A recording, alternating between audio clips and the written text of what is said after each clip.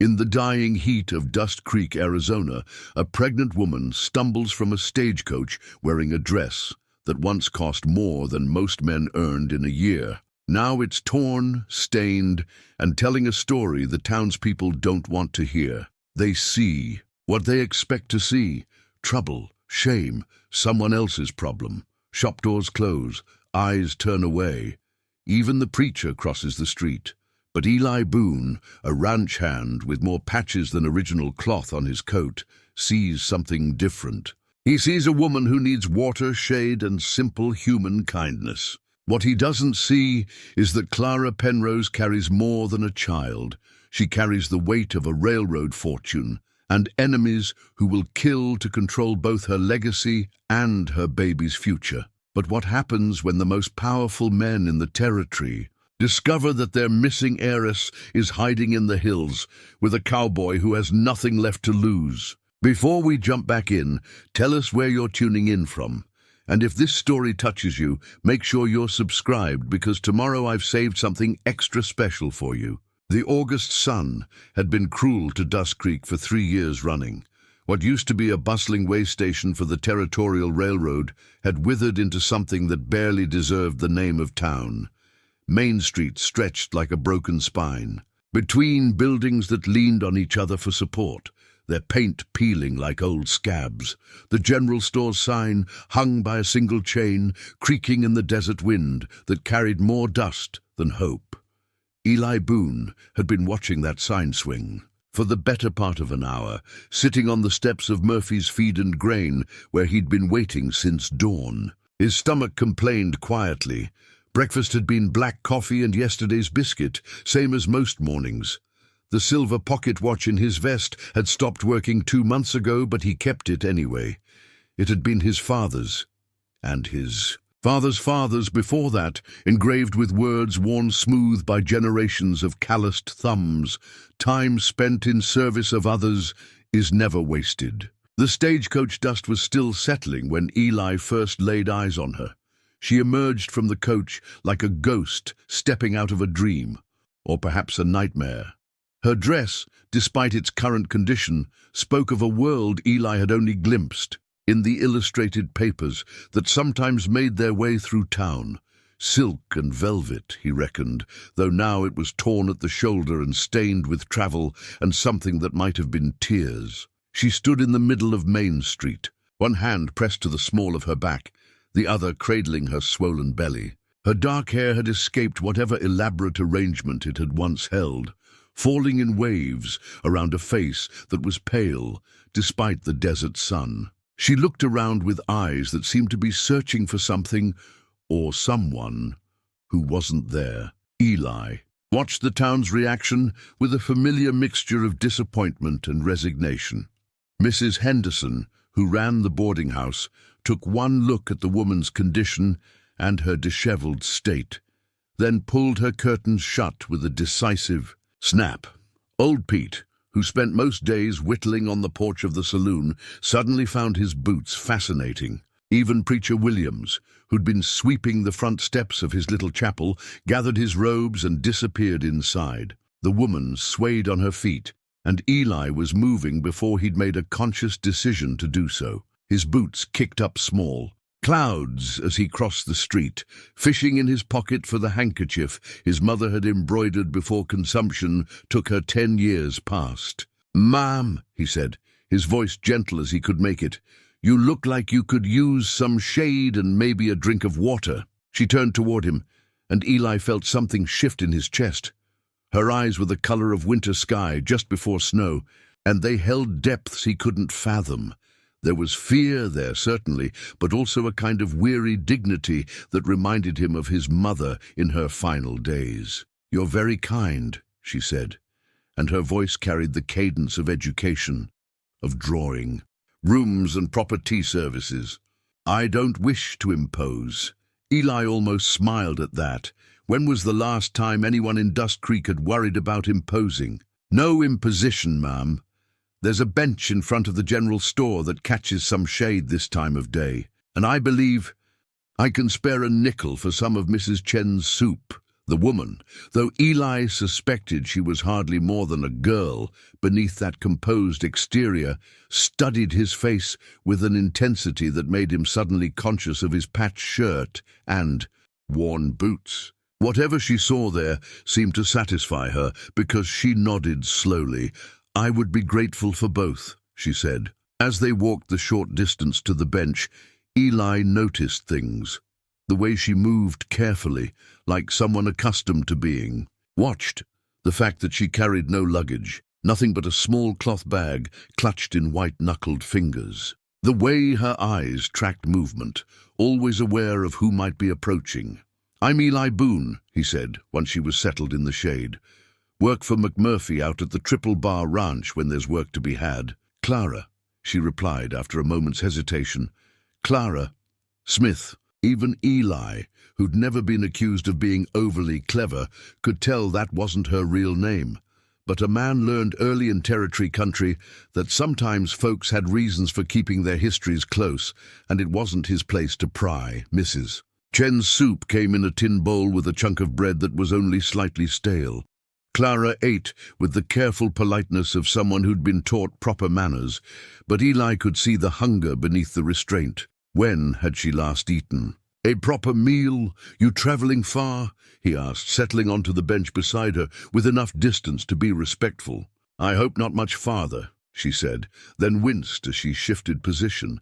Is there a doctor in town, or perhaps a midwife?" Eli felt his heart skip. Doc Hayes is decent enough, though he's been known to favor his whiskey more than some would like. "There's also Maria Santos. She's helped bring half the babies in the county into the world, though she lives a ways out of town." Clara nodded, though her expression suggested this wasn't entirely good news. "And is there lodging? I find myself in need of a place to rest." This was where things got complicated. Mrs. Henderson's boarding house was the only proper accommodation. In town, and from the woman's earlier reaction, Eli doubted Clara would find a warm welcome there. The saloon rented rooms by the hour or the night, but that was no place for a woman in her condition. "Might I ask," Eli said carefully, "if you're expecting someone? Husband perhaps coming on a later stage?" The question hit her like a physical blow. Eli saw it in the way her shoulders tensed, the way her hand moved protectively over her belly. When she looked at him again, those winter sky eyes held something that might have been panic. "No," she said quietly. "There's no one coming." The weight of that admission settled between them like dust after a whirlwind. Here was a woman, clearly educated and refined, heavy with child, and alone in a town that had already decided she was trouble they didn't need. Eli thought of his father's watch, of words about service to others, of his mother's gentle hands tending to anyone who needed healing. "I know a place," he said finally. "It ain't much, but it's clean and dry, and it's got a roof that doesn't leak more than occasionally. Lady who owns it is decent folk, won't ask questions that don't need asking." It was a lie, of course. The only place he could think of was the old widow Morrison's cabin up in the foothills, and she'd been dead 3 winters. But the cabin was still sound, and it was far enough from town that Clara could rest without folks poking their noses into her business. Clara studied his face again, with that same searching intensity. "You don't know me," she said. "You don't know what I might have done, what trouble I might bring?" "No, ma'am, I don't," Eli agreed, "but I know what I see sitting here beside me. I see someone who needs help, and I was raised to believe that's enough." For a moment he thought she might cry. Her composure wavered like heat shimmer over the desert, and Eli caught a glimpse of the girl beneath the careful manners and grown-up worries. Then she straightened, drawing strength from some deep well he could only admire. "If you're certain it wouldn't be too much trouble," she said. "No trouble at all," Eli replied, though he was already calculating what it would cost him. He'd need to buy supplies, food, lamp oil, perhaps some fabric for proper bedding. His wages from McMurphy barely covered his own needs, but somehow he'd make it work. As the afternoon wore on, and Clara rested in the shade, Eli found himself studying her when he thought she wasn't looking. There were small things that didn't add up. The quality of her shoes beneath the dust, the way she held her hands like someone accustomed to being served rather than serving. Most telling of all was the way she spoke when she forgot to be careful, words flowing with the easy confidence of someone who'd never doubted they'd be listened to. When evening shadows began to stretch across Main Street, Eli helped Clara to her feet. She moved slowly, one hand pressed to her back, and he could see the exhaustion in every line of her body. "The cabin's about an hour's ride," he said, unhitching his horse from the post. Dusty was getting on in years and had developed a limp that made Eli's heart ache, but the old gelding was gentle and sure-footed on mountain trails. Clara looked at the horse with something that might have been longing. "I used to ride," she said softly, "every morning before breakfast, through the gardens." Another slip, another glimpse of a life that included gardens extensive enough for morning rides. Eli filed it away with all the other questions. He wasn't going to ask. The ride to the cabin was quiet, except for the steady clip-clop of Dusty's hooves and the whisper of wind through the pines. Clara rode behind him, her arms around his waist for balance, and Eli found himself acutely aware of her presence. She smelled faintly of lavender beneath the dust and sweat of travel, and once or twice he felt her forehead rest against his shoulder when exhaustion overcame propriety. The cabin sat in a small clearing surrounded by towering ponderosa pines.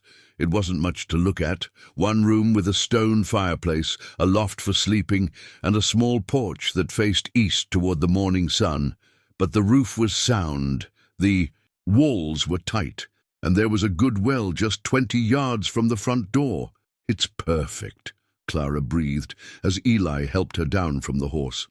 "How can I ever repay such kindness?" Eli began unloading the supplies he'd hastily gathered from the general store: coffee, flour, bacon, canned peaches, and a bottle of laudanum Doc Hayes had insisted on when Eli mentioned he was helping a pregnant woman. "No need for repayment, ma'am. Sometimes folks just need a hand up is all." As he built up the fire and Clara settled into the cabin's single chair, Eli found himself wondering what chain of events had brought her to Dust Creek. Clearly, she was running from something, or someone. The careful way she'd given him a false name, the way her eyes tracked every sound from outside, the absence of any luggage or personal effects beyond that small cloth bag she guarded so carefully. But as he watched her hands smooth over her belly, as he saw the gratitude shine in those winter sky eyes, Eli decided it didn't matter. Whatever her story, whatever trouble might be following her, she was here now, and she needed help. His father's watch might have stopped working, but the words engraved on its face still held true. Time spent in service of others was never wasted. Outside, the first stars were beginning to appear in the darkening sky, and somewhere in the distance a coyote called to its pack. Inside the little cabin, Clara Smith, or whatever her real name might be, closed her eyes and, for the first time in what might have been weeks, allowed herself to rest. Eli Boone sat on the porch listening to the familiar sounds of the mountain, evening and wondering what tomorrow would bring. 3 days had passed in peaceful rhythm at the mountain cabin. Clara, Eli still thought of her by that name, though he'd caught her hesitating when he used it, had regained some color in her cheeks and much of her strength. She'd proven surprisingly capable around the small space, mending his torn shirt with neat, precise stitches, and preparing meals that somehow made their simple provisions taste like something from a fancy hotel. This morning had started like the others.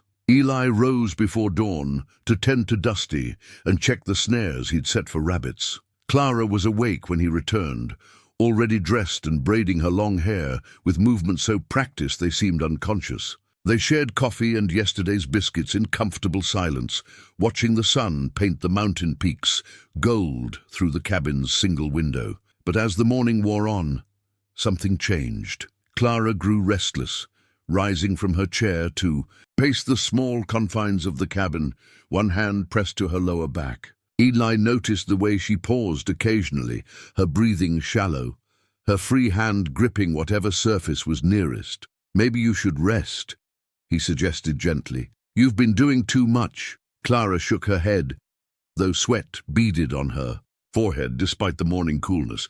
It's nothing, just the baby's active today. Eli wasn't convinced, but he'd learned in their brief acquaintance that Clara Smith was not a woman who admitted weakness easily.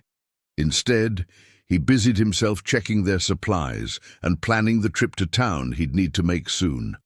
Their provisions were running low, and he'd promised to help with the harvest at the McMurphy Ranch starting Monday. The first real pain hit Clara just as the church bells in Dust Creek began ringing for Sunday service. The sound drifted up through the pine-scented air, a reminder of the world beyond their mountain sanctuary. Clara doubled over with a gasp, her face draining of color. "That's not just the baby being active," Eli said, moving to her side. "How long have you been having pains?" Since yesterday evening," Clara admitted through gritted teeth. "But they weren't regular. They aren't supposed to be regular for another month at least." Eli felt ice form in his stomach. He knew enough about birthing from helping with the ranch animals to recognize premature labor when he saw it, and he knew enough about people to see the fear Clara was trying so hard to hide. "We need to get you to Doc Hayes," he said, already, reaching for his hat. "No." The word came out sharp, almost panicked. People can't see me like this. Not yet, not until..." Another contraction seized her, stronger than the first. Eli caught her as she swayed, feeling the tremor that ran through her body. When it passed, she looked up at him with eyes that held more than physical pain. "There are men looking for me," she whispered. "Dangerous men. If they find me now, like this," she touched her belly protectively, "they'll take my baby. They'll use my child to control me, to force me back into a life I won't live." The words hit Eli like a physical blow. He'd suspected Clara was running from something, but the stark terror in her voice spoke of threats more serious than a disapproving family or an unhappy marriage. This was life and death, and suddenly their peaceful mountain refuge felt exposed and vulnerable. "Who are these men?" he asked quietly. Clara was quiet for so long, Eli thought she wouldn't answer. When she finally spoke, her voice was barely above a whisper. "My family, my husband, people who see my child not as a person to be loved, but as collateral in games I never wanted to play." Before Eli could ask what she meant, the sound of hoofbeats drifted up from the valley below. Not the steady pace of a single rider, but the measured cadence of multiple horses moving together. Clara heard it too, and the color drained from her face completely. "They've found me," she breathed. Eli moved to the window, carefully peering through the gap in the curtains he'd hung for privacy. 3 riders were making their way up the mountain trail, their dark clothing and purposeful movements marking them as men with serious business. Even from this distance, Eli could see the glint of metal at their sides. "There's a root cellar behind the cabin," he said, his mind racing, "built into the hillside. You can hide there until—" "No," Clara struggled to her feet, another contraction, making her movements clumsy. "I won't cower in a hole in the ground while you face men who kill for money, and I won't have my baby born in darkness and fear." The stubborn tilt of her chin reminded Eli forcefully that whatever else Clara Smith might be, she wasn't a woman who gave up easily. But before he could argue, she was doubling over again, this time with a cry she couldn't suppress. The riders were closer now, close enough that Eli could make out individual faces. Hard men with the look of those who'd grown comfortable with violence. Professional hunters, the sort hired when money was no object and failure wasn't acceptable. "Clara," Eli said urgently, "I don't know what kind of trouble you're in, but those men down there aren't coming to talk. Whatever your family wants, whatever your husband thinks he's owed, it's not worth your life or your baby's." Clara looked at him with an expression that was part gratitude, part sorrow. When she spoke, her voice carried a weight of resignation that made Eli's heart ache. "My name isn't Clara Smith," she said. "It's Clara Penrose, and my family, my Family owns half the railroad lines west of the Mississippi. The name hit Eli like a thunderbolt. Even in a backwater like Dust Creek, people knew about the Penroses. Railroad barons, cattle kings, men who'd built an empire on steel rails and political influence, men rich enough to buy towns, powerful enough to destroy anyone who stood in their way. Sweet Mary and Joseph, Eli breathed. You're that Penrose, Clara nodded, tears streaming down her face as another contraction seized her. I ran away on my wedding day. The marriage, it wasn't love, it was business, a merger of fortunes with my child as security for the deal. When I realized what they were planning, she didn't need to finish. Eli understood enough about powerful families and their machinations to fill in the blanks. Clara Penrose hadn't just run away from an unwanted marriage. She'd run away from a future where her child would be raised as a bargaining chip in games played by men who measured everything in dollars and influence. The hoofbeats were loud now, close enough that individual voices could be heard calling to each other, professional voices, calm and methodical, the voices of men who'd done this sort of work before. There's still time, Eli said desperately. The root cellar, no, Clara straightened with visible effort, her hands smoothing down her torn dress. I'm tired of running, Eli, tired of being afraid. If my baby is going to be born, it won't be in hiding. Another contraction hit her, and this time Eli saw something that made his blood run cold. A spreading wetness on her skirts, a telltale sign that the baby was coming, whether they were ready or not. Clara, he said gently, ready or not, that baby's decided it's time to make an appearance. And those men outside, they're not going to wait for a convenient moment. Clara looked at him with eyes that held a curious mixture of terror and determination. Then I suppose we'll face them together, she said. But first I need to tell you something that might change how you feel about helping me. Nothing's going to change, Eli began. I have money, Clara interrupted. More money than you could spend in 10 lifetimes, hidden accounts, property, investments that my father left me directly.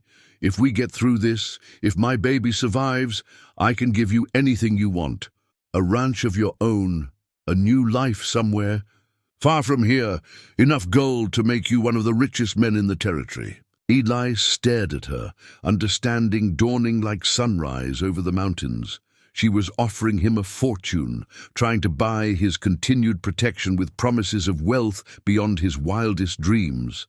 And the sad thing was, she probably expected him to take it. Instead, he reached into his vest and pulled out his father's broken pocket watch. The silver was tarnished, the face cracked, but the words engraved on the case were still clear. Time spent in service of others is never wasted. Clara, he said softly, I didn't help you because I thought you had money. I helped you because it was the right thing to do, and I'm not going to stop helping you now because some hired guns think they can scare me off. The sound of boots on the porch steps echoed through the cabin, followed by a sharp knock on the door. Mrs. Penrose, called a voice that was polite but carried undertones of steel. We know you're in there. We've come to take you home. Clara's next contraction doubled her over, and Eli saw blood spotting her skirts. The baby was coming, ready or not, and there were 3 armed men outside the door. Time, Eli thought grimly, was about to become very precious indeed. The knock came again, more insistent this time, followed by the creak of boot leather as the men shifted positions on the porch. Eli could hear them talking in low voices, professional and patient. They weren't going anywhere. Mrs. Penrose, the voice called again, we're not here to hurt you. Your husband is very concerned about your condition. He's sent his personal physician to ensure your safe delivery. Clara let out a bitter laugh that turned into a gasp as another contraction seized her. Personal physician, she muttered. More likely a man with a bag full of laudanum to keep me quiet until they can drag me back. Eli helped her to the cabin's single bed, his mind racing. The men outside weren't going to wait much longer, and Clara was in no condition to travel. Even if they could slip out the back, she wouldn't make it 50 yards before the baby decided to arrive. "There's a window in the loft," he said quietly. "If you could make it up there." "I'm not climbing anywhere," Clara said through gritted teeth. "And I'm not having my baby in a hayloft while you face 3 armed men alone." Another knock, harder this time. "Mrs. Penrose, we know Mr. Boone is in there with you. We've done our research. He's a good man, and we have no quarrel with him. Send him out, and we can discuss this like civilized people." Eli felt Clara's hand grip his wrist with surprising strength. "They know your name," she whispered. "That means they've been asking questions in town. How much do you think they offered for information about the poor ranch hand helping the pregnant stranger?" The thought made Eli's stomach turn. How many people in Dust Creek would sell information for the right price? Mrs. Henderson at the boarding house, maybe old Pete if they bought him enough whiskey. Even Sheriff Taggart, if the money was good. Enough.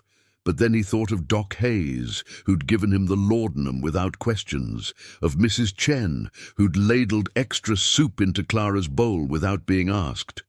Not everyone in town was ready to sell their neighbors for silver. "We need to get word to Doc Hayes," Eli said. "If you're going to have this baby here, you'll need help." Clara shook her head. "Too dangerous. They'll be watching the trails." Eli moved to the window again, peering carefully through the curtains. The 3 men had spread out, covering all approaches to the cabin. Professional work. They'd done this before, but they were focused on preventing escape, not on what might be happening inside the cabin. "There's another way," he said slowly. "Old mining trail that runs along the ridge. Comes out near the Santos place. Maria Santos has brought more babies into the world than Doc Hayes ever will, and she won't ask questions." "You can't leave me," Clara said, fear creeping into her voice. "Not now." Eli knelt beside the bed, taking her hand in both of his. Her fingers were cold despite the warmth of the cabin, and he could feel the fine tremor that ran through them. "I'm not leaving you," he said firmly, "but that baby's coming whether we're ready or not, and you need someone who knows what they're doing." Clara was quiet for a long moment, her breathing shallow as she fought through another contraction. When it passed, she looked at him with eyes that seemed to see straight through to his soul. "Why?" she asked quietly. "Why are you doing this? You could walk out that door right now, tell them you were just being neighborly to a stranger. They'd probably pay you for the information and send you on your way." Eli reached into his vest and pulled out his father's pocket watch, pressing it into Clara's hands. The silver was warm from being carried close to his heart, and the engraved words caught the morning light filtering through the window. "My father gave me this when I was 12, he said. "Same day he taught me to shoot, same day he explained what it meant to be a man. He said a man's character isn't measured by what he owns or how much money he's got in the bank. It's measured by what he does when someone needs help and nobody's watching to give him credit for it." Clara's thumb traced the engraved words, her expression softening. "Time spent in service of others is never wasted," she read aloud. "My father lived by those words," Eli continued. "Died by them too, helping neighbors fight a prairie fire that took our whole crop and most of our stock. Left me with nothing but this watch, and the knowledge that some things matter more than money." Clara closed her eyes, and for a moment Eli thought she might be having another contraction.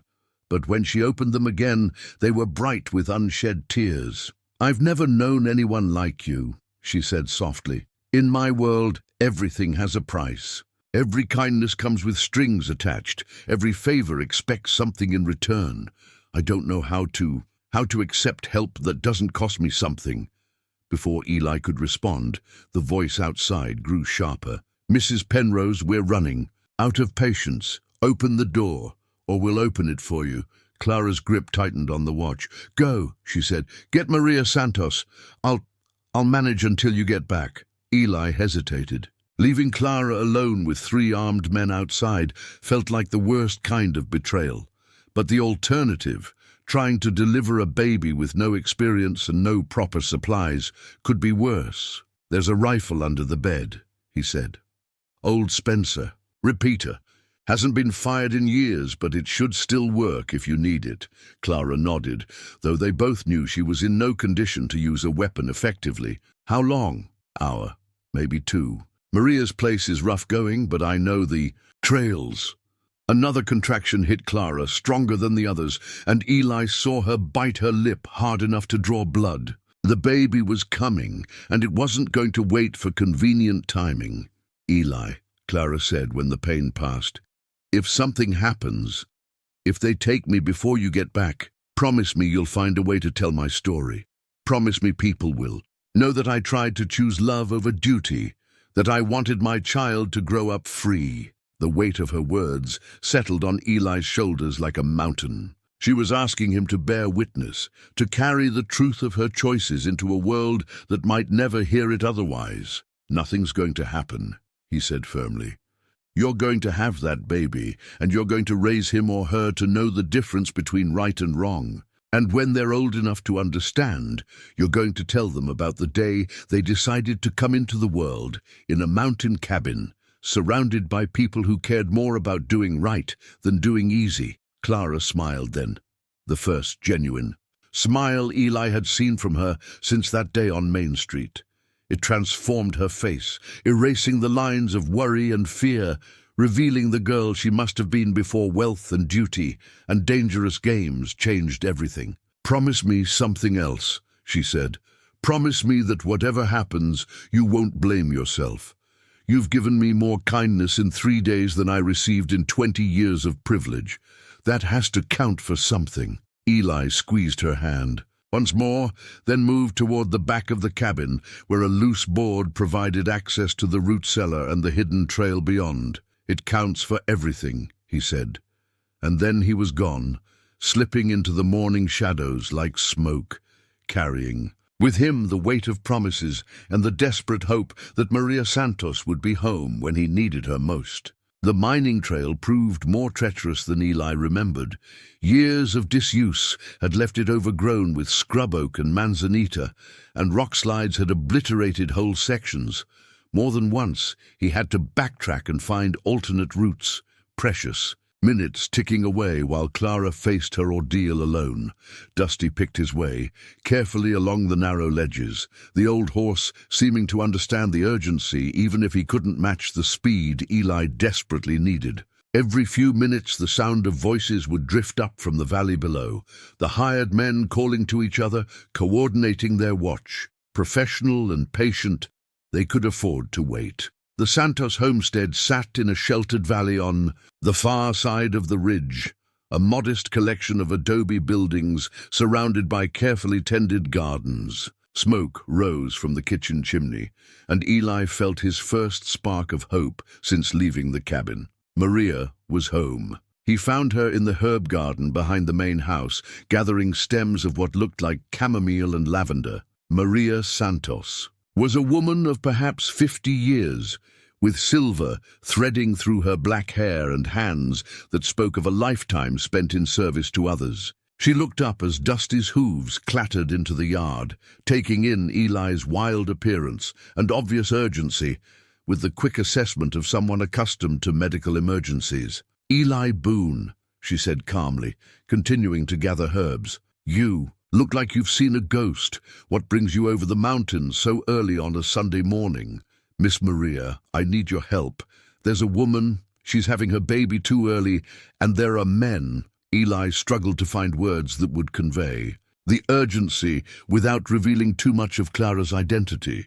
Maria straightened, her expression growing serious. "How early?" "Maybe a month, maybe more. The pains started yesterday, but they're getting stronger, and she's—" Eli gestured helplessly. "There's blood." That got Maria's full attention. She dropped the herbs and moved toward the house with quick, efficient steps. "How far?" "Hour's ride, maybe more by the trail I took. But Miss Maria, there's something else. There are men watching the cabin, dangerous men. They're looking for her." Maria paused in gathering her medical supplies, fixing Eli with a penetrating stare. "This woman, she has a name?" Eli hesitated. Maria Santos was as close to a saint as anyone in the territory, but Clara's safety depended on keeping her identity secret. She calls herself Clara Smith. Maria's tone suggested she heard the lie as clearly as Eli had when Clara first spoke it. And these dangerous men, they want her back badly enough to threaten a cowboy who's showing Christian kindness. Yes, ma'am. Maria nodded, as if this confirmed something she'd already suspected. She finished packing her medical bag, adding extra supplies that suggested she was preparing for a difficult birth. Then she disappeared into the house, returning moments later with her husband's old rifle and a box of ammunition. "Miguel is visiting his sister in Tucson," she said by way of explanation, "but I think he would understand the need for precautions." The return journey took longer than Eli had hoped. Maria's mule was sure-footed but slower than Dusty, and the extra weight of medical supplies made the narrow trail even more treacherous. As they picked their way along the ridge, Maria questioned Eli about Clara's condition with the methodical thoroughness of someone who'd delivered hundreds of babies. "First child?" she asked. "I believe so. How old would you guess?" Eli thought of Clara's face, of the mixture of youth and premature wisdom in her winter sky eyes. 20, maybe 21. And the father? That was a question Eli had been dreading. "She says he's not coming." Maria made a soft sound that might have been disapproval or sympathy. "These things happen, but a woman in labor, she needs someone to hold on to. Someone to tell her she's strong enough to bring life into the world." As they approached the final ridge before the cabin's valley, the sound of raised voices drifted up through the pine-scented air. Eli's heart clenched as he recognized Clara's. A voice among them, strained but defiant. "Stay here," he told Maria, but she was already shaking her head. "I've been delivering babies since before you were born, boy. I've seen plenty of difficult situations.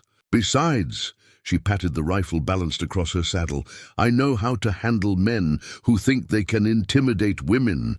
They crested the ridge to find the situation at the cabin had deteriorated. The 3 hired men were no longer content to wait on the porch.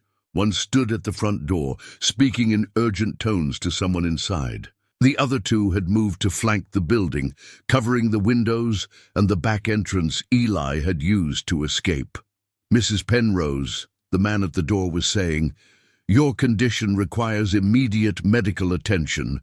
We have a doctor waiting in town, proper facilities. This is madness." Clara's voice came from inside, weaker than before, but still stubborn. "I told you, I'm not going anywhere. With you." Even from this distance, Eli could hear the pain in her words. Another contraction, probably stronger than the ones he'd witnessed. The baby was definitely coming. And soon. "We need a distraction," he murmured to Maria. She was studying the scene below with the calculating gaze of a general planning a battle. "The one at the back of the cabin," she said quietly. "He keeps looking up at this ridge. Military training, probably. He knows about high ground and cover." Eli followed her gaze and saw she was right. The man positioned behind the cabin occasionally glanced toward the surrounding hills, checking for threats from above. Professional paranoia that might work in their favor. "Can you get to the cabin without being seen?" Maria asked. "There's a dry creek bed that runs behind those boulders. Comes out maybe 50 yards from the back door." Maria nodded. "Give me 10 minutes, then start moving. When you hear my signal, get to that girl as fast as you can." "What signal?" Maria smiled, a expression that held no warmth whatsoever. "Oh, you'll know." She urged her mule down the far side of the ridge, disappearing into a stand of aspen trees. Eli watched her go, marveling at the calm competence of a woman who'd probably faced down rattlesnakes, mountain lions, and difficult births with equal aplomb. From the cabin below, Clara's voice rose in unmistakable distress. The contractions were coming faster now, and Eli could hear the edge of desperation creeping into her words as she tried to negotiate with men who held all the cards. 9 minutes crawled by like hours. Then, from somewhere in the trees to the east of the cabin, came the sharp crack of a rifle shot, followed immediately by Maria's voice, pitched to carry across the valley. "You men, step away from that building. This is Maria Santos, and I'm armed." The effect was immediate. All three men spun toward the sound, weapons appearing in their hands with practiced ease. The one who'd been watching the ridge started moving toward the trees, while his companions took defensive positions. "Ma'am, this is private business," the leader called back.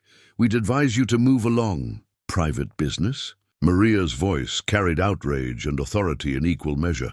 "There's a woman in labor in that cabin, and you're standing around like vultures. Get away from there before I put a bullet where it'll do some good."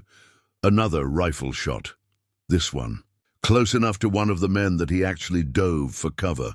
Eli grinned, despite the gravity of the situation. Maria Santos might be a saint, but she was also a frontier woman who'd learned to protect what mattered. Using the distraction, Eli slipped down into the dry creek bed and began working his way toward the cabin. Clara's cries were clearer now, urgent and afraid.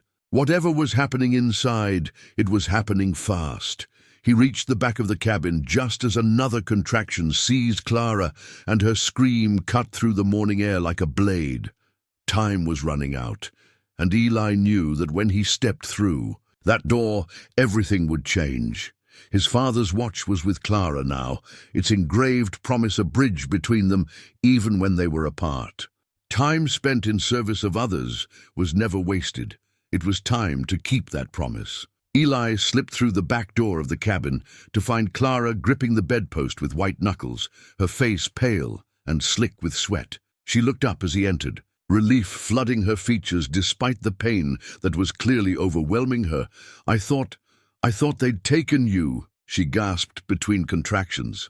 "Never," Eli said, moving to her side. "Maria Santos is with me.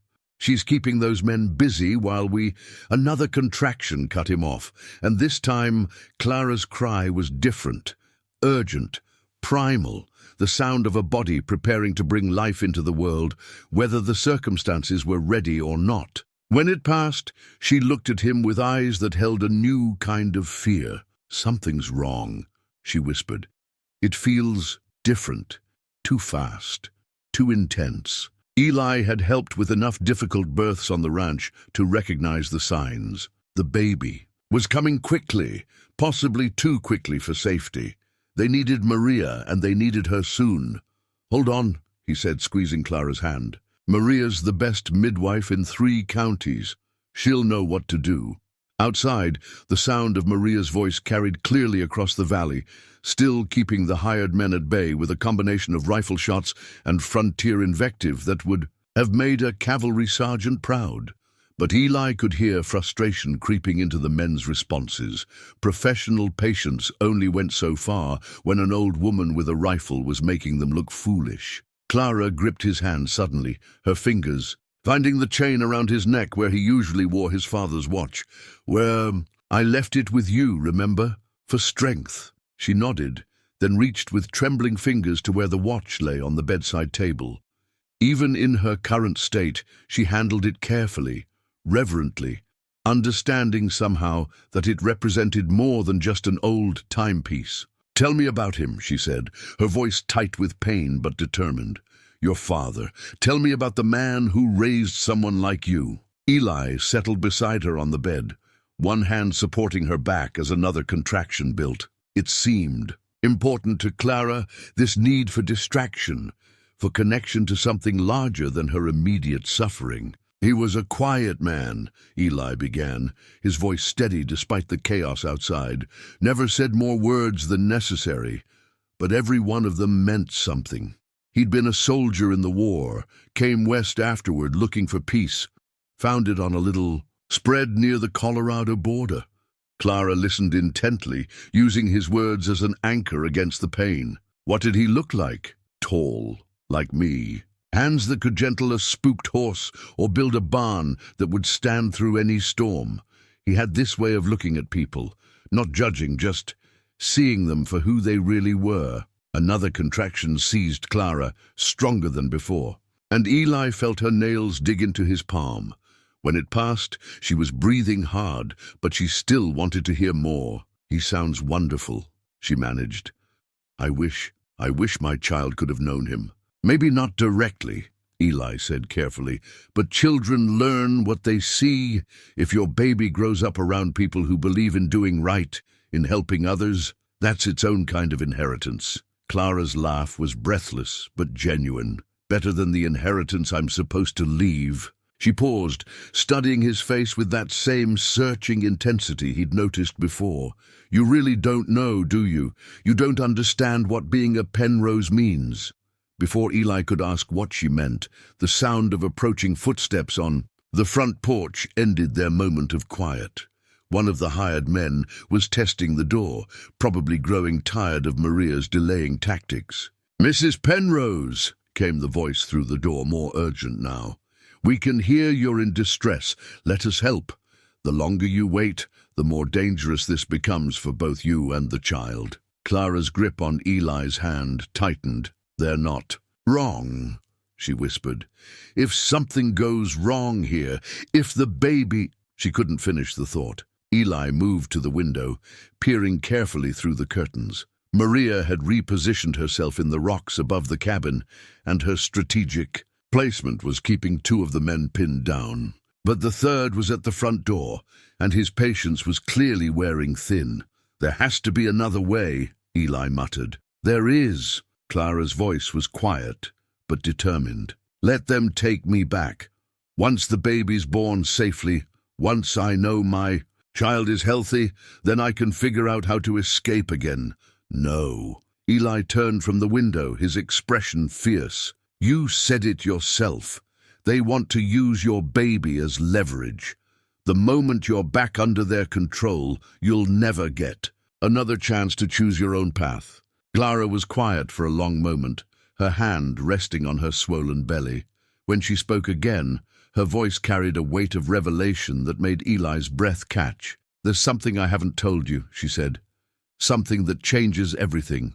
She reached beneath the mattress with obvious effort, withdrawing a small cloth bundle.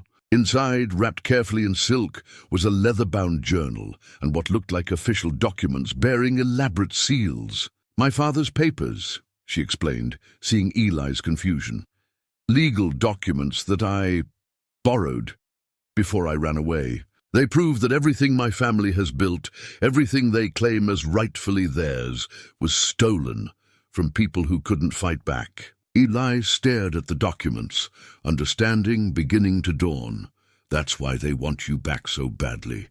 It's not just about control, it's about keeping their secrets buried." Clara nodded, then winced as another contraction began building. The railroad lines, the land grants, the government contracts, all of it built on bribes, murdered surveyor reports, and claims jumped from families who trusted the wrong people. My father documented everything, thinking someday he might find the courage to make it right. And you took the documents. I took them, and I took this. Clara reached into the torn lining of her dress, withdrawing something that made Eli's eyes widen. A diamond ring, easily the largest stone he'd ever seen, flashing fire even in the cabin's dim light.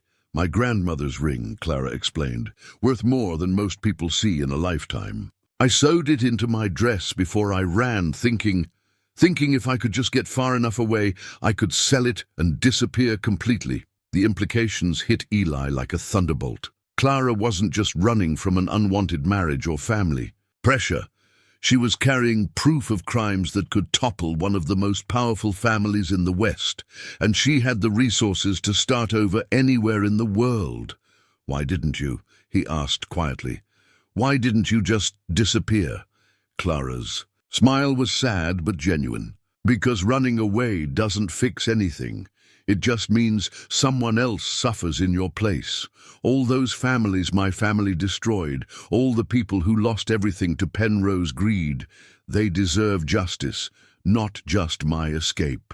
Another contraction seized her, and this time Eli saw blood soaking through her dress. The baby was coming, and Clara was in serious trouble. Outside, Maria's voice rose sharply. "I'm warning you men! Step away from that door!" But the hired man at the front was done waiting. The sound of splintering wood filled the cabin as he began forcing his way inside. Eli looked at Clara, at the documents that could reshape the balance of power across the territory, at the diamond ring that represented a lifetime of choices. Then he made his decision. "Hide the papers," he said urgently. "Whatever happens, don't let them find those documents." Clara nodded, clutching the journal to her chest as another contraction doubled her over. "Eli," she gasped, "if something happens to me, promise me you'll make sure the truth comes out. Promise me my baby will grow up in a world where the Penrose name means justice, not just power." The front door burst open just as Eli reached for the rifle under the bed. "Time's up," he said grimly. The hired man who burst through the door was everything Eli had expected and worse. Tall, lean, with the kind of pale eyes that suggested violence came as naturally as breathing. His coat was expensive but practical, cut to allow easy access to the gun at his hip.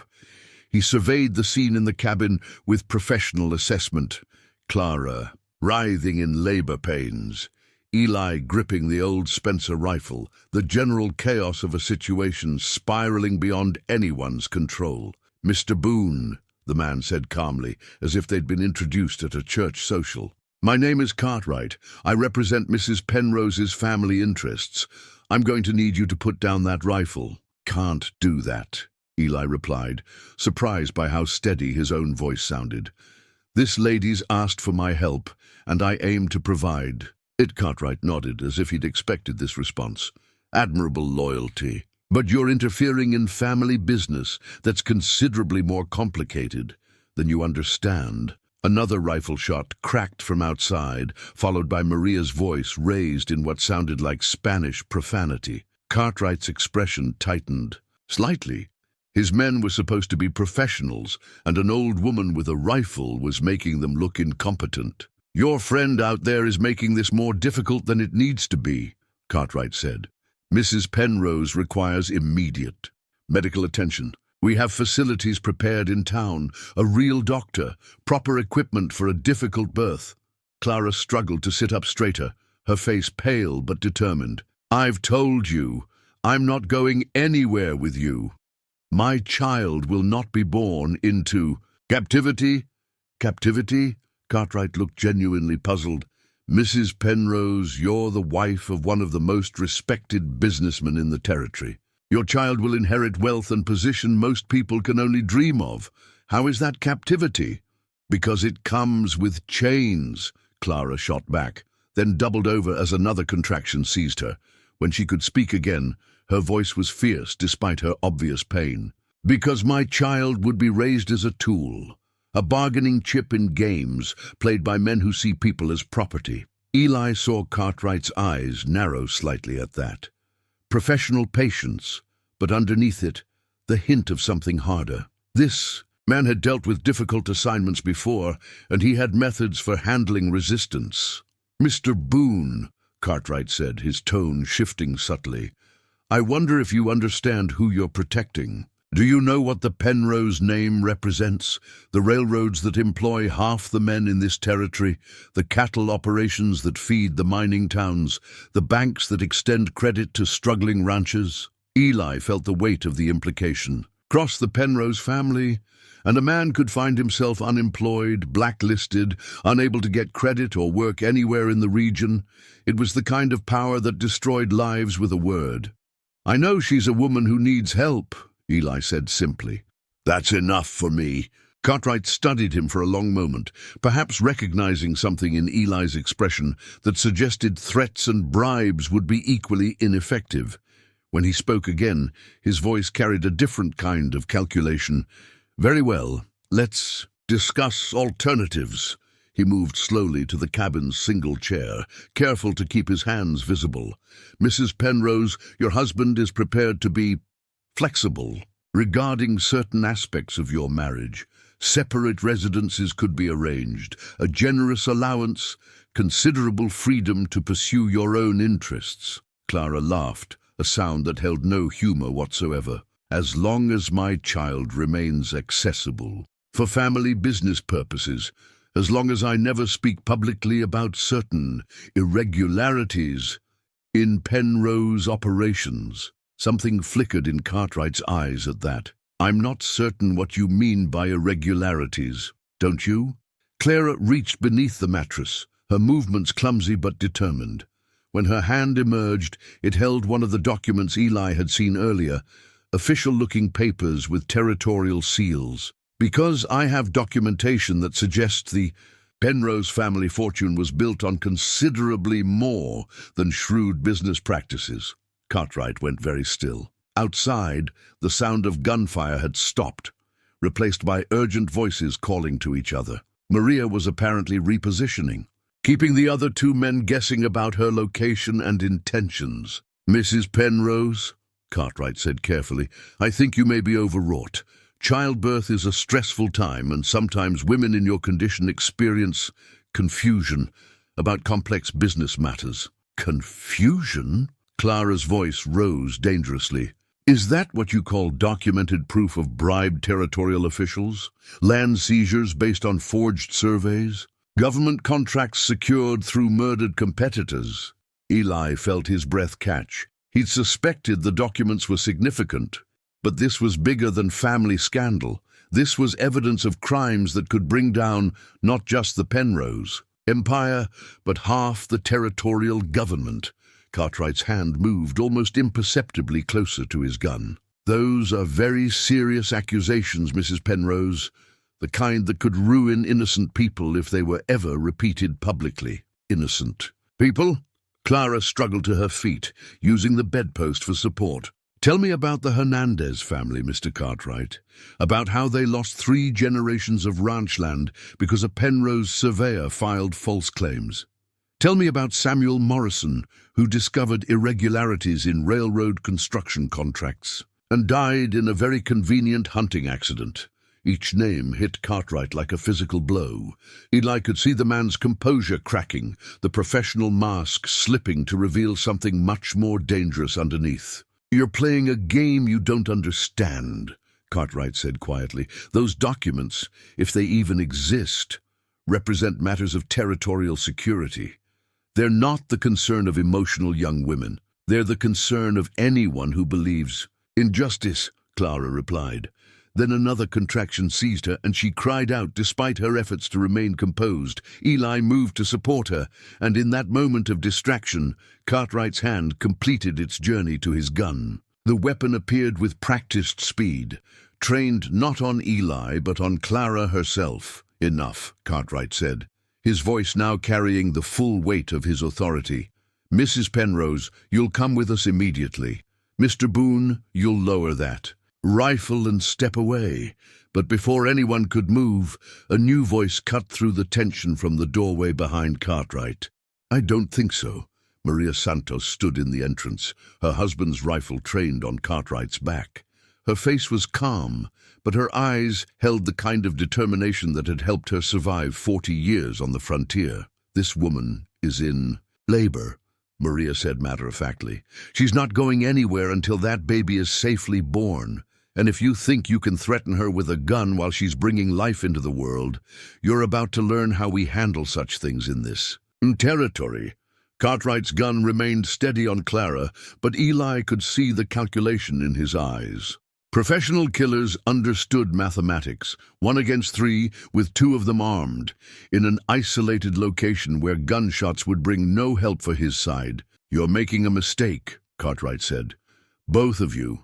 This woman carries information that could destabilize the entire territorial economy. Protecting her isn't heroic, it's treasonous." Clara laughed again, but this time the sound carried a different quality. Not bitterness, but something approaching joy. "Mr. Cartwright," she said, reaching into her dress to withdraw the diamond ring, "let me tell you about the real treasure I'm carrying." She held up the ring, and even in the cabin's dim light it blazed with captured fire. "My grandmother's engagement ring, worth enough to buy half this territory. But do you know what I realized?" Another contraction was building, but Clara pushed through it, her voice growing stronger. "I realized that some things are worth more than any fortune. Truth, Justice, the chance for my child to grow up free of the Penrose family's bloody legacy. She closed her fist around the ring, then looked directly at Cartwright. So here's my offer. Take your men and leave. Now. And maybe, those documents stay hidden. Force me back. And I promise you every newspaper from here to Washington will know exactly what the Penrose family has been doing for the past 20 years. The silence stretched between them like a taut wire, broken only by the distant sound of voices as Cartwright's remaining men called out to each other, still trying to locate Maria's position. Then Clara's water broke, and everything changed. The sound of Clara's water breaking cut through the tension like a blade, followed immediately by her sharp intake of breath. For a moment, even Cartwright seemed frozen by the biological imperative that suddenly dominated the small cabin. "That baby's coming now," Maria said firmly, shouldering past Cartwright without regard for his drawn weapon. "Everyone who isn't helping needs to get out." But before anyone could respond, the thunder of hoofbeats filled the valley, approaching fast and hard. Through the cabin's front window, Eli could see dust clouds rising from the main trail. More riders, at least 6 or 7, moving with the urgency of men who'd been traveling hard. Cartwright's expression shifted from professional calm to something approaching concern. "That's not my signal," he muttered, moving to the window. The lead rider emerged from the dust cloud astride a magnificent black stallion, his expensive clothes and bearing marking him as a man of considerable importance. Even at this distance, Eli could see the family resemblance, the same aristocratic features, the same bearing that spoke of inherited authority. But where Clara's face held warmth and compassion, this man's expression was carved from winter. "Stone, Charles," Clara breathed, her voice mixing recognition with dread. "My husband." But as the riders drew closer, Eli noticed something that made his blood run cold. The man Clara had called Charles was flanked by what looked like private militia, professional gunmen wearing matching dark coats and armed with military precision. This wasn't a family retrieval mission anymore. This was something much more serious. "Mrs. Penrose," Cartwright said, his voice taking on a new urgency, "I need you to understand something. The situation has evolved since you left Boston." Clara was gripping the bedpost, breathing hard as another contraction built, but her eyes remained fixed on the approaching riders. "What do you mean, evolved?" Cartwright holstered his weapon, apparently deciding that honesty served his purposes better than threats. "Your father's papers, the ones you took, they contained information about more than just territorial business, irregularities. They documented arrangements with certain federal officials, military contracts, railroad subsidies that—" He paused, seeming to struggle with how much to reveal. Outside, the riders had reached the cabin, and Eli could hear Charles Penrose's voice cutting through the morning air like a cavalry saber. "Cartwright, report." "They were planning to sell those contracts to foreign investors," Cartwright said quickly. "German railroad interests, specifically. Your husband discovered the plan and decided to accelerate the timeline." Clara went very still, despite the obvious pain she was experiencing. "What timeline?" "The timeline for your father's convenient death and your own tragic disappearance," Cartwright said.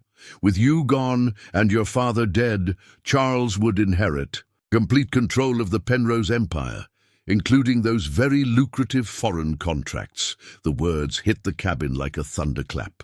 Eli felt his understanding of the situation shift completely. This wasn't about family control or unwanted marriages. This was about murder, conspiracy, and treason on a scale that could reshape the entire Western territory. "My father's not dead," Clara said, but her voice carried the hollow tone of someone who already knew the truth. Cartwright's expression was almost sympathetic. "He died 3 days after you ran away. Very sudden. The doctor said his heart couldn't handle the stress of your disappearance." Clara made a sound that was part sob, part growl of rage. "You killed him." "Charles killed him," Cartwright corrected.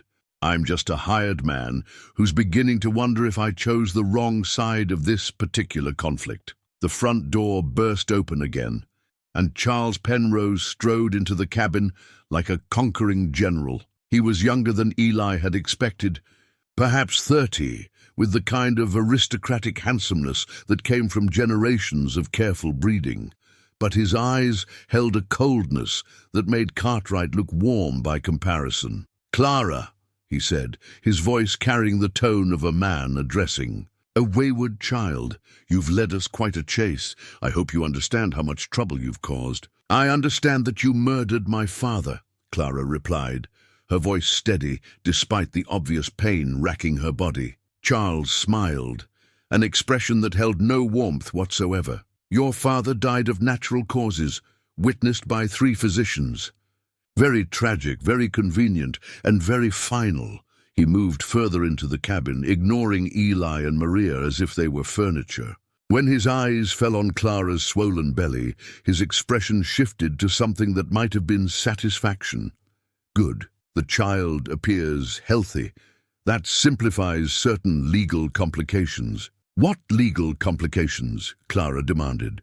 Charles reached into his coat and withdrew a document that made Eli's heart sink. Official papers, bearing territorial seals and signatures that looked genuine. "Annulment papers," Charles said pleasantly. "It seems our marriage was never legal after. All a clerical error in the filing, very unfortunate." "Which means, technically, you're an unwed mother carrying a bastard child with no legal claim to the Penrose fortune." Clara stared at the papers, her face draining of color. "That's impossible. We were married in the cathedral, with witnesses, with forged documents," Charles finished. "Oh, the ceremony was lovely, very moving, but the legal paperwork, well, let's just say certain signatures were obtained under false pretenses. The implications crashed over the cabin like an avalanche. If Clara had never been legally married, her child would have no inheritance rights, no claim to the Penrose. In fortune, no protection under family law. However," Charles continued, his voice taking on the tone of a man presenting a generous offer, "I'm prepared to legitimize the marriage retroactively, for a price." "What price?" Charles smiled again. "Those documents you stole from your father's safe, all of them, plus your signature on certain papers transferring your inheritance to a trust managed by appropriate parties." Clara was quiet for a long moment, her breathing shallow as she fought through another contraction. When she spoke again, her voice carried a quality Eli had never heard before. Not fear, not anger, but something approaching relief. "Charles," she said softly, "there's something you should know about those documents." "Oh?" Clara reached beneath the mattress again, but this time she withdrew not the leather journal, but a small metal box that Eli hadn't seen before. Inside, nestled in silk, were what looked like official certificates and seals. "Before I took my father's papers," Clara said, "I had copies made, multiple copies, and I gave them to certain people for safekeeping." Charles's composure cracked slightly. "What people?" "Territorial Governor's Office, Federal Marshal's Service, the editors of 3 different newspapers." Clara's smile was triumphant despite her obvious pain. "Oh, and the Pinkerton detective. Agent C, they were very interested in the documentation of certain irregularities in federal railroad contracts." The silence that followed was deafening. Charles stood frozen, his mind clearly racing through the implications of what Clara had just revealed. If multiple copies of the incriminating documents were already in official hands— "You're lying," he said finally. "Am I?" Clara gestured toward the metal box. "Those are receipts, Charles, signed and witnessed proof that copies of every document in my father's collection have been distributed to people who can't be bought, threatened, or conveniently eliminated." Cartwright had gone very pale. "Ma'am," he said quietly, "if what you're saying is true, it means the entire Penrose empire is about to collapse," Clara finished. "It means federal investigators are probably already examining railroad contracts, land grants, and territorial appointments. It means that within a matter of days, every newspaper in the country will be running stories about corruption, murder, and treason involving one of America's most prominent families." Charles was staring at her, with an expression of such rage that Eli felt his hand tighten on the rifle. This was a man who'd just realized he'd been outmaneuvered by someone he'd underestimated, and desperate men with nothing left to lose were the most dangerous kind. "You've destroyed everything," Charles said, his voice barely above a whisper. "No," Clara replied, then cried out as the strongest contraction yet seized her. When she could speak again, her voice was fierce with determination. "I've saved everything that matters. I've ensured that my child will grow up in a world where justice means more than political connections." Charles drew his gun with sudden, violent motion. "Then maybe your child doesn't need to grow up at all." But before he could aim, Maria Santos moved with the quick efficiency of someone who'd spent decades dealing with dangerous situations. Her rifle butt caught Charles in the temple with a solid crack, and he dropped like a felled tree. "That," Maria said calmly, "is what we do to men who threaten women in labor." Outside, shouts erupted as Charles's men realized something had gone wrong. Eli could hear them moving toward the cabin, weapons drawn, professional patience finally exhausted. Clara looked up at him from where she gripped the bedpost, her winter sky eyes holding gratitude and determination in equal measure. "The babies. Coming?" she said simply. "Whatever happens next, my child is going to be born free." Through the window, Eli could see armed men taking positions around the cabin. The final confrontation was about to begin, and this time there would be no negotiation. Time to see what his father's values were really worth. The sound of boots on gravel filled the morning air as Charles's men took positions around the cabin. Through the windows, Eli could count at least 6 armed figures moving with military precision, cutting off all escape routes. These weren't hired thugs like Cartwright. These were professional soldiers, probably veterans of Indian campaigns or border conflicts, men who understood tactics and wouldn't be deterred by an old woman with a rifle. Charles lay unconscious on the cabin floor, blood seeping from the gash Maria's rifle butt had opened on his temple. Cartwright stood over him, his expression unreadable, apparently calculating which side offered better prospects for survival. "How long do we have?" Eli asked Maria, who was preparing her medical supplies with the calm efficiency of someone who'd delivered babies under worse circumstances. "Not long," Maria replied, examining Clara with practiced hands. "The baby's coming whether those men want to wait or not. Maybe an hour, probably less." Clara gripped the bedpost, her knuckles white. As another contraction seized her, when it passed, she looked at Eli with eyes that held both fear and fierce determination. "There's something else," she said, her voice strained but urgent. "Something I haven't told you about those documents." Eli knelt beside the bed, keeping one eye on the windows, where shadows moved beyond the glass. "What is it?" Clara reached into her dress with trembling fingers, withdrawing a small key that had been hidden beneath the diamond ring. "My father, he didn't just document the crimes, he documented the remedies." "What do you mean?" "Land deeds for the original owners, compensation calculations for damaged families, even contact information for witnesses who survived." Clara's voice grew stronger as she spoke, as if sharing this knowledge gave her strength. "He was planning to make it right, to return what was stolen and compensate those who'd been wronged." Cartwright, who'd been listening while keeping watch at the front window, turned sharply. "Mrs. Penrose, if such documentation exists—" "It exists," Clara said firmly, "hidden in a safety deposit box in Denver, accessible only with this key, and proof of my father's death." She held up the small brass key, and Eli could see her father's initials engraved on its surface. Outside, a voice called out with military authority.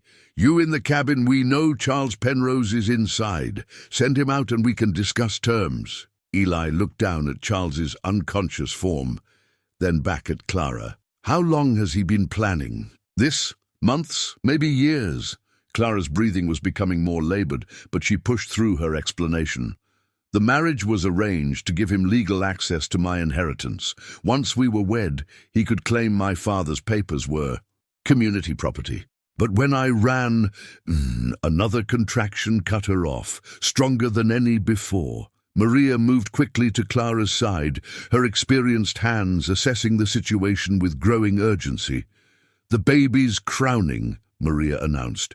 "This child is coming." "Now, ready or not," the voice outside called again, closer this time. "We're coming in. Anyone inside who's not family needs to step out with hands visible." Eli moved to the window, peering carefully through a gap in the curtains. The armed men had tightened their circle around the cabin, and he could see rifles trained on every possible exit. Professional work. They'd done this before.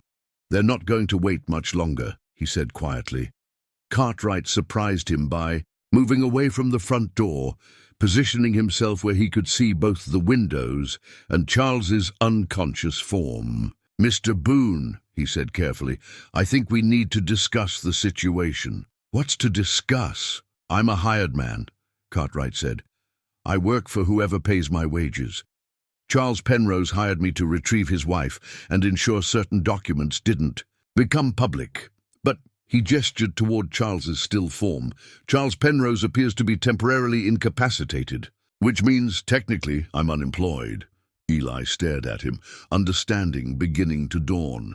"You're offering to switch sides?" "I'm offering to fulfill my original contract with the person who's actually in a position to pay me." Cartwright's smile was grim but genuine.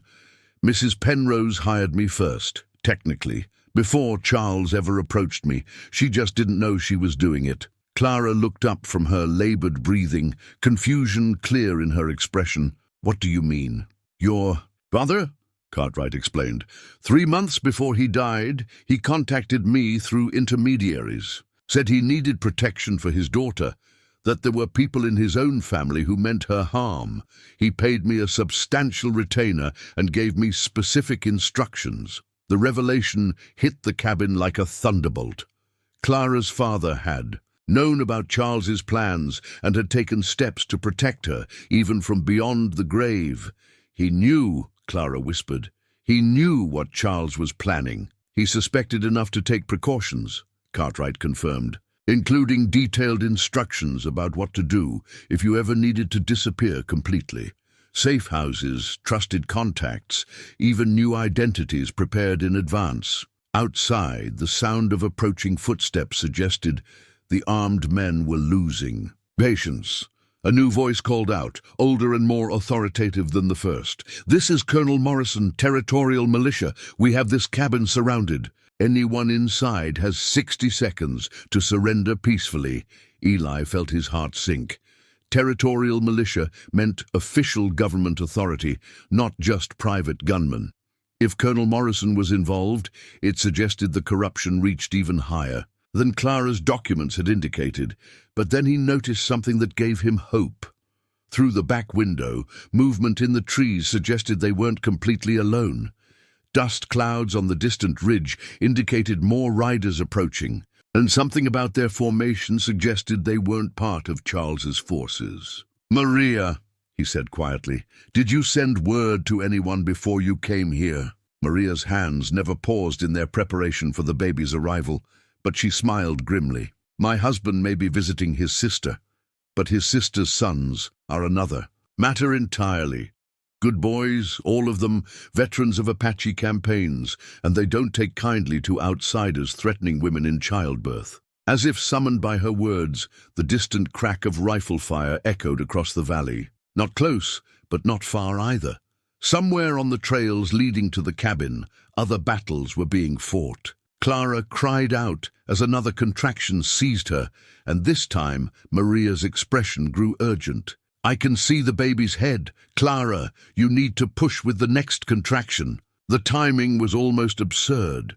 New life, demanding to enter the world, while violence circled the small cabin like wolves around a campfire. But there was something fitting about it too, Eli thought. Clara's child would be born into struggle, but also into the hope that righteous people were willing to fight for what mattered. Charles stirred on the floor, groaning as consciousness returned. Cartwright moved quickly to secure his weapon, then bound his hands with strips torn from a curtain. "Mr. Charles," Cartwright said politely as the man's eyes focused, You're under citizen's arrest for conspiracy, murder, and treason. Mrs. Penrose has some very interesting documentation she'd like to discuss with the territorial authorities." Charles' face went through a remarkable transformation. Confusion, rage, and finally a cold calculation that reminded Eli why this man had been dangerous enough to plan his father-in-law's murder. "You have no idea what you're interfering with," Charles said quietly. "The railroad contracts alone represent millions of dollars. Federal military transport, mining equipment, settler expansion. Kill this here and now, and you'll answer to Washington." "Maybe," Cartwright replied, "but I've found that Washington tends to be more forgiving of men who expose corruption than those who perpetrate it." The sound of gunfire was getting closer now, and through the front window, Eli could see some of Charles's men turning to face threats from multiple directions. Whatever forces Maria's nephews had mustered, they were making their presence felt. Clara screamed, a sound that cut through all the external chaos and focused everyone's attention on what really mattered. Maria was positioned between Clara's legs, her hands working with the practiced skill of decades. "One more push," Maria called out. "I can see the shoulders." But before Clara could respond, the front door exploded inward as Colonel Morrison and two of his men burst into the cabin, weapons drawn and faces grim with official authority. "Nobody move!" Morrison barked, his eyes taking in the scene. Clara in labor, Charles bound on the floor, Eli and Cartwright armed but not immediately threatening. The colonel was older than Eli had expected, perhaps 60, with the bearing of a man who'd spent his life in military service. But there was something in his eyes that suggested he wasn't entirely comfortable with his current mission. "Colonel Morrison," Charles said from the floor, his voice regaining some of its aristocratic authority. "Thank God you're here. These people have kidnapped my wife and assaulted me. I demand you arrest them immediately." Morrison looked at Charles, then at Clara, who was clearly in the final stages of labor. His expression suggested a man caught between conflicting loyalties and inconvenient truths. "Mr. Penrose," Morrison said carefully, "I'm going to need to see some identification, and perhaps an explanation of why your wife appears to be unwilling to accompany you." Before Charles could respond, Clara pushed with everything she had, and Maria's voice rose in triumph. "It's a girl!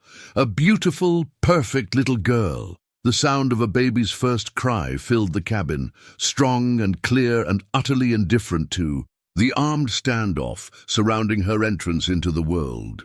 In that moment, everything else seemed to pause. Guns lowered slightly, voices quieted, and even hardened men found themselves smiling at the sound of new life. Clara reached for her daughter with trembling hands, tears streaming down her face. As Maria placed the tiny, perfect bundle against her chest, "Hello, little one," Clara whispered. "Welcome to your free life." Colonel Morrison holstered his weapon, his expression softening as he watched the scene. When he spoke again, his voice carried the weight of a decision made. "Mr. Penrose," he said quietly, "I think we need to have a very serious conversation about some documents that arrived in the territorial capital yesterday. Documents bearing your wife's signature and some very interesting allegations about federal railroad contracts." Charles went very pale, understanding finally dawning that his carefully laid plans had come completely unraveled. Outside, the gunfire was tapering off, replaced by voices calling out in what sounded like victory. Through the window, Eli could see men in civilian clothes moving among Charles's scattered forces, professional soldiers being disarmed by determined civilians who'd decided they'd had enough of corruption and violence. Clara looked up at Eli, her newborn daughter nestled against her breast, her eyes bright with exhaustion and triumph. "What should we name her?" she asked softly. Eli thought of his father's watch, of words about service and wasted time, of the choice to do right even when it cost everything. "Hope," he said simply. "Her name should be Hope." The sound of baby Hope's cries seemed to transform the very air in the cabin. Colonel Morrison stood transfixed, his weathered face softening as he watched Clara cradle her newborn daughter. Even his soldiers had lowered their weapons, the primal power of new life overwhelming their military discipline. Charles struggled against his bonds, his face twisted with rage and desperation. "Colonel, you're making a grave mistake. That woman is my wife, and these people have committed multiple felonies." "Actually," Colonel Morrison interrupted, reaching into his coat to withdraw a leather portfolio, "that's precisely what I'm here to discuss." He opened the portfolio to reveal official documents bearing territorial seals and federal letterhead. Eli could see Clara's elegant handwriting on several pages, along with what appeared to be photocopied evidence and sworn affidavits. "Yesterday morning," Morrison continued, "the Territorial Governor's Office received a rather remarkable package. Copies of railroad contracts, land deeds, correspondence with federal officials, and detailed documentation of what appears to be a comprehensive pattern of fraud, bribery, and conspiracy." Charles went very pale. "Those documents are forgeries. Clara has been unstable since her pregnancy. Female hysteria combined with the stress of impending motherhood." "Mr. Penrose," Morrison said quietly, "I've been a soldier for 40 years. I've seen men lie under interrogation, under torture, under threat of execution. You're lying now." The Colonel's words carried the weight of absolute certainty. He moved closer to Charles, his boots clicking on the cabin's wooden floor. "Moreover," Morrison continued, "we've had federal investigators examining the original documents in your father-in-law's safe. Documents that match these copies exactly. Documents that detail bribes paid to territorial officials, including myself." The admission hung in the air like gunpowder smoke. Morrison's face was grim but resolute, the expression of a man who decided to face the consequences of his choices. "You see, Mr. Penrose, your father-in-law was a meticulous record keeper. He documented every transaction, every favor, every compromise, including detailed records of payments made to Colonel James Morrison for expedited processing of railroad right-of-way applications." Clara looked up from her baby, understanding dawning in her winter sky eyes. "You took money from my family." "I did," Morrison said simply. "For 3 years, I accepted payments to ensure certain paperwork moved quickly through territorial channels. I told myself it was harmless. Railroads were coming anyway. I was just facilitating progress." He paused, studying the baby in Clara's arms, with an expression that suggested he was seeing something precious he'd lost long ago. "But your father's documents don't just show the payments," Morrison continued. "They show what those payments were really for. Forged surveys that stole Indian reservation land, false reports that justified seizing Mexican-American homesteads, railroad routes that deliberately bypassed towns that wouldn't pay bribes, leaving entire communities to die." Cartwright had been listening intently, his professional demeanor slipping to reveal something approaching respect. "Why are you telling us this, Colonel?" Morrison reached into his portfolio again, withdrawing a single sheet of paper that bore official seals and multiple signatures. "Because 48 hours ago, I received this. A full presidential pardon, contingent on my complete cooperation in exposing the entire conspiracy." The document made Charles's eyes widen with terror. A presidential pardon meant federal involvement at the highest levels, resources and authority that even the Penrose fortune couldn't buy or intimidate. "You see," Morrison explained, "your wife's documentation reached more than just territorial authorities. Copies went to the War Department, the Treasury Department, and the Office of the Attorney General. What you gentlemen have been treating as a local family matter has become a federal investigation into systematic corruption affecting railroad development across the entire western frontier." Clara shifted baby Hope to her other arm, wincing slightly from the exertion of birth, but clearly fighting to stay focused on the conversation. "What does that mean for my daughter?" "It means," Morrison said gently, that your child will inherit a fortune that's been cleansed of blood money. The Penrose Railroad holdings will be restructured under federal oversight, with compensation paid to families who lost land through fraudulent practices. Your father's documentation includes detailed plans for exactly how such restitution should be managed. Charles made a sound that was part growl, part sob. You're destroying everything my family built. Generations of work, of progress. Your family built an empire on lies and murder, Clara said quietly, her voice made stronger somehow by the weight of her newborn daughter in her arms. My father documented it all, Charles. Every bribe, every forged deed, every convenient accidents that eliminated inconvenient witnesses. She gestured toward the leather portfolio in Morrison's hands. There's one document in particular that I think you'll find interesting, Colonel. My father's original will. Morrison looked puzzled. Ma'am? Clara smiled, and for the first time since Eli had met her, it was a smile of pure triumph. The will Charles used to claim inheritance rights? It's a forgery. My father's real will leaves everything to charitable foundations dedicated to helping the families harmed by Penrose business practices. The words hit Charles like physical blows. He stared at Clara with an expression of such rage that Eli felt his hand move instinctively toward his rifle. That's impossible, Charles whispered.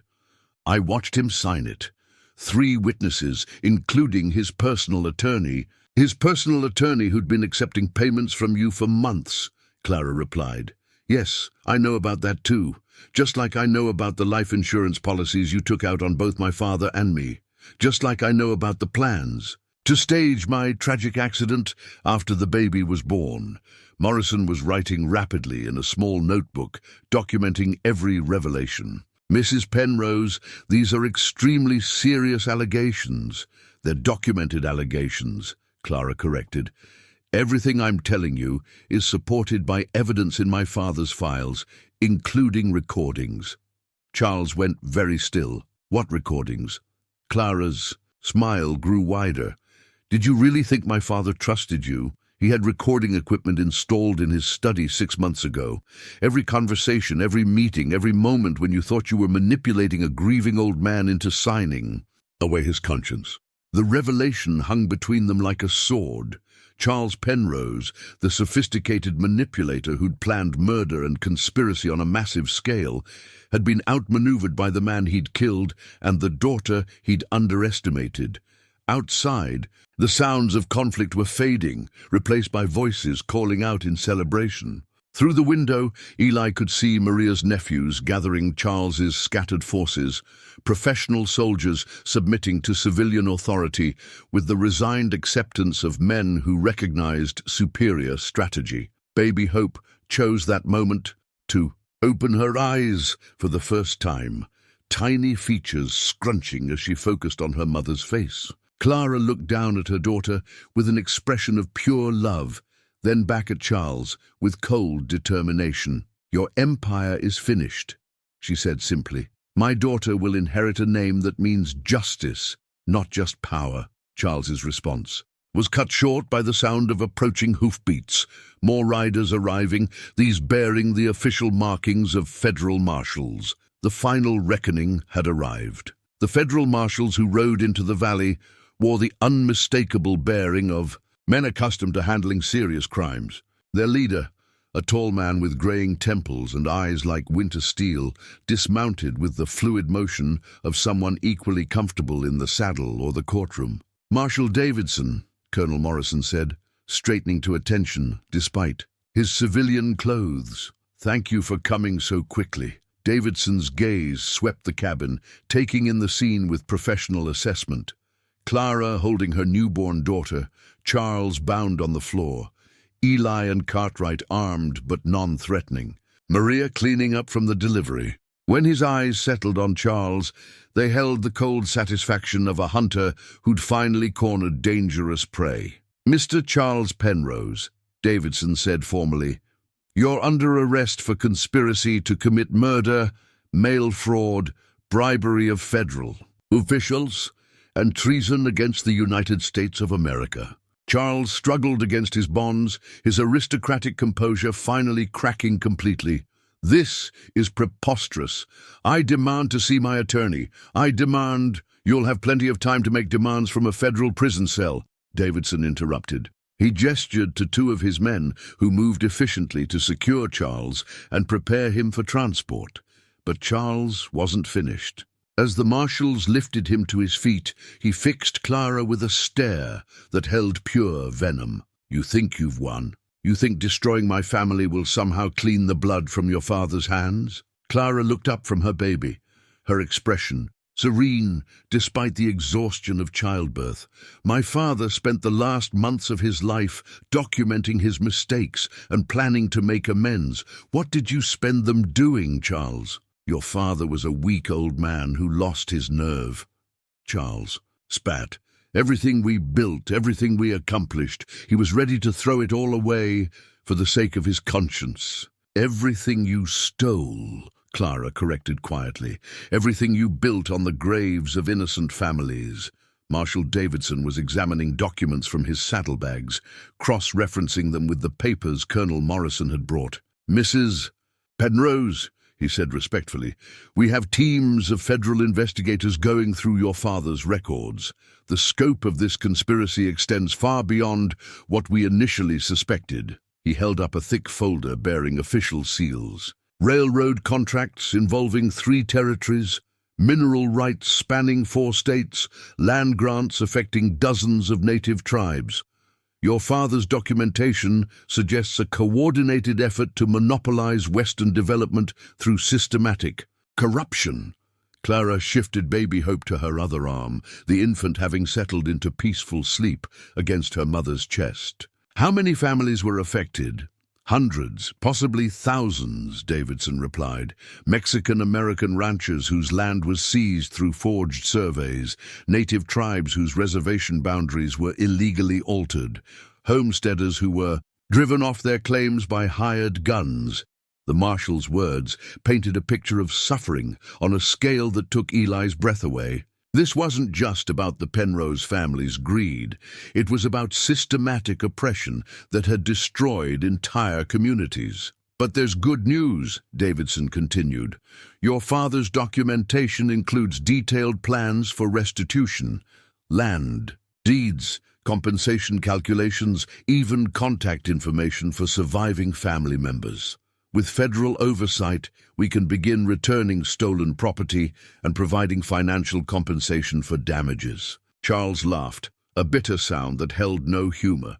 "Do you have any idea how much money you're talking about? Millions of dollars, maybe tens of millions.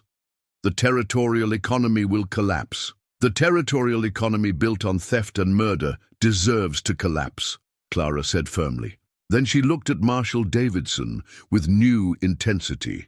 "There's something else, something I haven't mentioned yet." She gestured toward Maria, who wordlessly handed her a small cloth bundle from among the medical supplies. Clara unwrapped it, carefully revealing what appeared to be a birth certificate, but not an ordinary one. "My daughter's birth certificate," Clara explained, "officially witnessed and signed by Colonel Morrison in his capacity as territorial magistrate." Davidson examined the document, his eyebrows rising as he read the details. "This establishes legal parentage and citizenship, but it also establishes her as the sole legitimate heir to the Penrose estate," Clara finished. "Because according to the legal documents Charles showed me earlier, our marriage was never valid.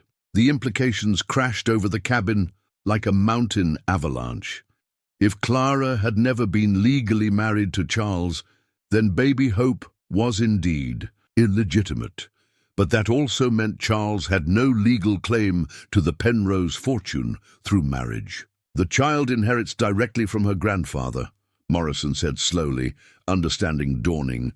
"Bypassing Charles entirely." Charles went very pale. That's not how inheritance law works." "Actually," Marshal Davidson said with what might have been amusement, "it's exactly how inheritance law works. If your marriage to Mrs. Penrose was fraudulent, then you have no legal standing as a beneficiary. The estate passes to the next direct blood relative. He held up baby Hope's birth certificate, the official document that would reshape the future of one of America's largest fortunes, which would be this young lady. Clara looked down at her sleeping daughter, then back at the assembled men. "Gentlemen, I'd like to propose something. My father spent his final months planning to use the Penrose fortune to right the wrongs his family had committed. I'd like to carry out those plans." "What are you suggesting?" Davidson asked. "A foundation," Clara said clearly. "The Penrose Restitution Foundation, administered by federal oversight and dedicated to returning stolen land, providing compensation to damaged families, and ensuring that Western development serves the people, not just the powerful." The words hung in the air like a promise of redemption.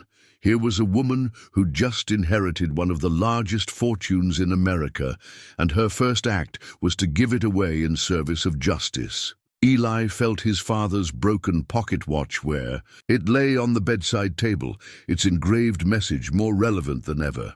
Time spent in service of others was never wasted. "Mrs. Penrose," Marshal Davidson said formally, "the United States government would be honored to work with you in implementing such a foundation." Charles made one final attempt at defiance. "This is madness. You're destroying everything, throwing away millions." "No," Clara said softly, looking down at baby Hope's perfect face. "I'm building something my daughter can be proud of." Outside, the sun was setting over the mountains, painting the sky in shades of gold and red. Inside the little cabin, a new world was being born, along with the baby who would inherit it. Hope Penrose slept peacefully in her mother's arms, unaware that she'd just become the richest baby in America, and that her mother had already decided to spend that wealth on something more valuable than money: justice. 5 years had transformed Dust Creek from a dying frontier town into something that resembled the dreams of the settlers who'd first carved it from the wilderness. Where once there had been empty lots and shuttered businesses, now stood a schoolhouse with glass windows, a new church with a bell that rang clear across the valley, and shops that served a community growing stronger with each passing season. Eli Boone stood on the porch of what the townspeople had taken to calling the Penrose house, though Clara always corrected them with a gentle smile and the reminder that it was simply the Boone family home. The house itself was modest by the standards Clara had grown up with, but it was the finest dwelling Dust Creek had ever seen, built with honest wages and filled with honest love. Through the window, he could hear the sound that had become the music of his life, Clara's laugh mixing with the delighted squeals of their children.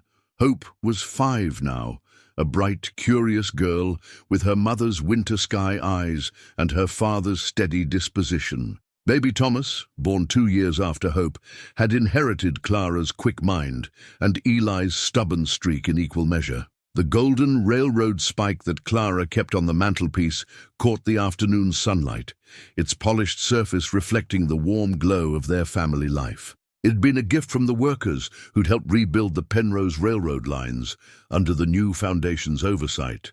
Men who now earned fair wages, worked in safe conditions, and took pride in laying track that connected communities rather than exploiting them. "Papa," Hope's voice called from inside, "Mama says to tell you that Mr. Cartwright is coming up the road." Eli smiled, adjusting the vest that now held a new pocket watch.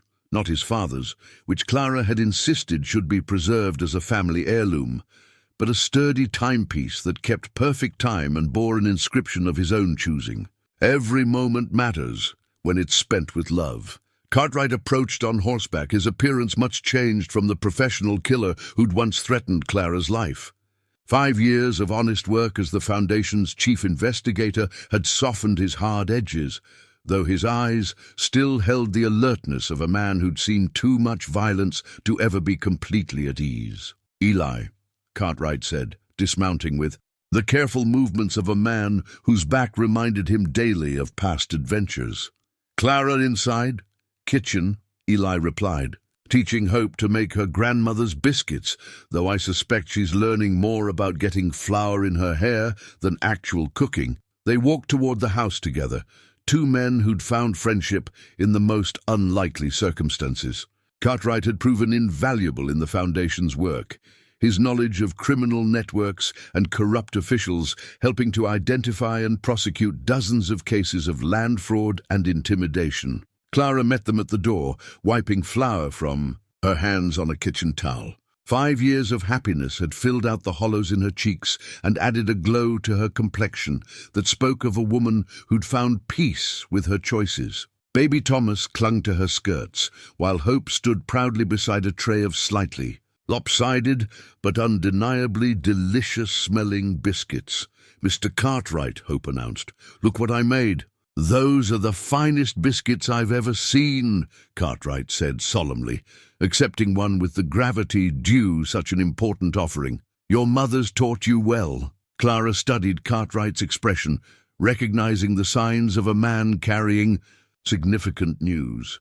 "What brings you out this way? I thought you were investigating the mining claims dispute in Colorado." "That's finished," Cartwright said, settling into a chair that had been his during countless such visits. 3 more companies shut down, 24 families getting their land back, and enough evidence to keep federal prosecutors busy for the next year. He reached into his coat, withdrawing a letter bearing official seals. "But this came for you, through federal channels. Thought you'd want to see it immediately." Clara opened the letter with the careful movements of someone who'd learned that official correspondence could change lives in an instant. As she read, her expression shifted, from curiosity to surprise to something approaching wonder. "What is it?" Eli asked. Clara looked up, her eyes bright with tears that might have been joy or overwhelming gratitude. "It's from President Hayes. He's awarding the Penrose Restitution Foundation the Congressional Medal of Civic Merit for exceptional service to justice and the American people." The weight of that recognition settled over the room like a blessing. In 5 years, the foundation had returned more than 2 million acres of stolen land to their rightful owners, provided financial compensation to hundreds of families damaged by corporate greed, and established new standards for ethical business, practices that were being adopted across the Western territories. "There's more," Clara continued, her voice growing stronger. "He's inviting us to Washington for the ceremony, all of us." Hope looked up from her flour-dusted apron. "Does that mean I get to meet the president?" "It means," Clara said, kneeling to embrace her daughter, "that the president wants to meet you, the little girl whose birth changed everything." Eli felt a familiar warmth spread through his chest, the same feeling he'd experienced that first day when he'd offered Clara water and shade in a town that had turned its back on her. Some decisions echoed through time, creating ripples that grew into waves that could reshape the world. "There's something else," Cartwright added quietly. "Charles Penrose died in federal prison last week. Consumption, they said. Peaceful in the end." Clara was quiet for a long moment, her hand resting on Hope's hair. When she spoke, her voice carried no bitterness, only a deep sadness for opportunities lost and redemption that had come too late. "I'll pray for his soul," she said simply, "and I'll be grateful that his story ended before he could do any more harm." As evening settled over Dust Creek, the Boone family gathered on their porch to watch the sunset paint the mountains in shades of gold and crimson. Hope practiced reading from her primer, while Thomas chased fireflies in the garden Clara had planted with seeds from her father's estate. The golden railroad spike on the mantelpiece caught the last rays of sunlight, a symbol of wealth transformed into something worthy of the name. Eli reached for Clara's hand, feeling the calluses that spoke of a woman who'd learned to work alongside her husband in building their life together. She turned to smile at him, and in her winter sky eyes he saw the reflection of everything they'd accomplished, not through inheritance or privilege, but through the simple decision to do what was right. "Do you ever regret it?" he asked quietly. "Giving up the fortune, the easy life you could have had?" Clara looked at their children, at the thriving community visible through the valley below, at the golden spike that represented honest work and fair wages for thousands of railroad workers. "Never," she said firmly. "This is what wealth really looks like. Not gold in a vault, but love in a home and justice in the world." Hope chose that moment to successfully read her first complete sentence aloud, her voice proud and clear in the evening air. "Every person deserves kindness and respect." Eli smiled, thinking of his father's watch and the words that had guided him through the most important decision of his life. Time spent in service of others was never wasted, and looking at his family, his community, and the legacy they were building together, he knew those words had never been more true. In the distance, a train whistle echoed across the valley. The sound of progress guided by conscience, of wealth serving justice, of hope traveling the rails toward a better tomorrow.